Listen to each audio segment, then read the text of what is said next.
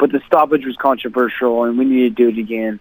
And of course, yeah, I want to do it at 125, but I'll do it at whatever weight class. You know what I mean? Like, it's not. I'll fight him at 125 and put 135-pound belts on the line. I don't even care. I just want that fight back, man. In the moment, and I know a lot is going on there, did you ever feel out? Did you ever feel like you were truly rocked? No, man. My equilibrium was gone. You know, it was a glancing right hand to the back of the head. You know, I went for an overhand right. He ducked it. He shoved me to the ground. I stood up, blocked his kick, and he went to go throw a right hand, and I dipped my head down to duck underneath it, and it glanced me in the back of the head. And those are those shots that just like they almost like take your balance away, you know, and you're there 100%. I remember, I don't even know who that ref is. I remember that ref saying, "Show me something, Dillashaw. Show me something." I said, I'm okay. And we're in a wrestling scramble, and the next thing is he jumps on me as I'm, you know, trying to get into another single leg. And I know Cejudo's on me, but we're in a complete wrestling scramble, and I'm not taking damage. You know, I did get hit after watching some replays with the left hook, but other than that, all those other punches he was throwing weren't really doing anything. You know, it was I was awarely defending, trying to scramble. You know, it wasn't like I was laying on my back, getting hammer fisted and getting my brains bashed in. You know, I was in a scramble. When you say back of the head, are you saying that it was illegal? No, on your feet. It was. I ducked my head. Okay. I went to go roll the punch, and it's one of those ones that you get hit behind the ear or in the back of the head. Those are the ones that kind of like take your legs out from underneath you a little bit. You're 100% there, but just it's almost like beer goggles on. Then I have another grown man pushing on me and trying to hit me. Right. So it's obviously hard to get back to your feet. You know, I get on a couple single legs, and then as I was hitting the switch at the last minute, that ref jumped on me. So a little unfortunate. What is going through your mind when he stops the fight? Oh, I instantly stood up and questioned him. I was like, "You got to be kidding me! You know, like you got to let me fight, man. I mean, that's what makes me an exciting fighter. You know, I take risks and I go for it. You know, I'm willing to get into a slugfest. I take punches to give punches, live by the sword, die by the sword, man. But I've earned the right to fight until I can't physically go anymore. And that was taken from me Saturday night, man. It needs to be made right by running it back. So I mentioned this while we were waiting to connect with you. I can't imagine a more unfulfilling, frustrating feeling. I would imagine a 25-round fight where you're robbed of a victory, a split decision, probably feels better than this because it just lasted 32 seconds. After a 12-week camp, you cut all that weight. This must feel. I mean, would you agree with that? Does it? I mean, only you would know. 100%. Right? Yeah, 100%.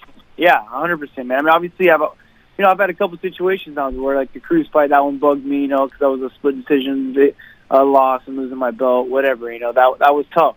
But this is by far way worse. You know, the amount of work that I put into it. You know, me knowing that it just sounds generic and stupid. Me knowing that I'm the better fighter, you know, even though we just fought, and I'm coming out with a loss. But yeah, man, it's definitely a lot tougher to swallow because I just didn't get that chance to prove that how good I felt at 125. Like the weight cut, I felt really, really good. I walked in there to that fight feeling like better than I felt at 135. I felt really good. So I have no excuses of not going out there and getting victory. You know, I felt physically fine. I felt great.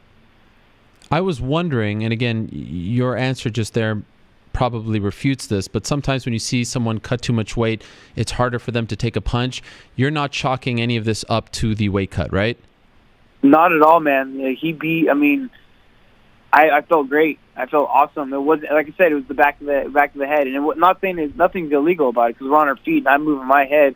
I didn't move my head enough, and I got a glancing shot, kind of like when Cain Velasquez and those first box guard, yeah, at JDS, we got hit in the back of the head. Same kind of thing, man. Just like takes your legs off underneath you, and you're still there. When I fought John Dodson, kind of thing, I got hit behind the ear, and it's you're still there, but just takes your feet off underneath you, you know. And obviously we're fast guys, and he's jumping on me, but you got to give me that chance, man. I feel like I've earned that chance, especially being a champion, a champer's champ fight. It's not like this is an amateur fight at a fairgrounds, you know. It isn't like this is some guys just starting out. This is a lot on the line. This fight is very big, a champer's champ fight.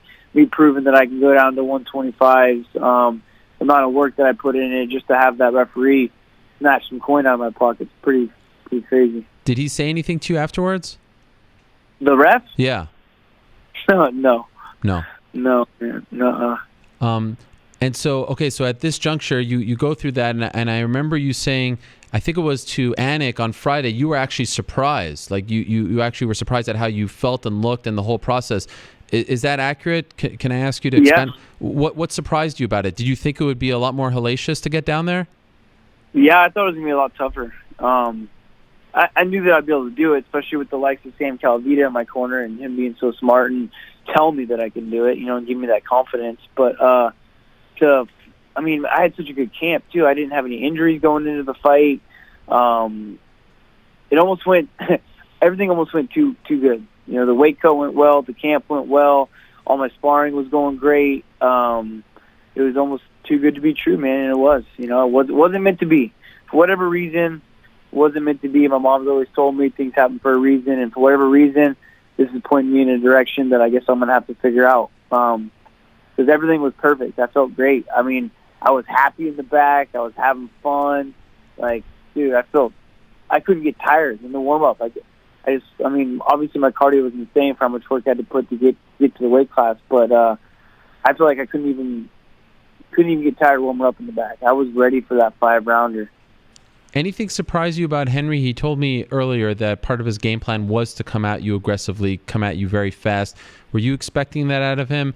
And if so, did anything else surprise you about that very short performance from him?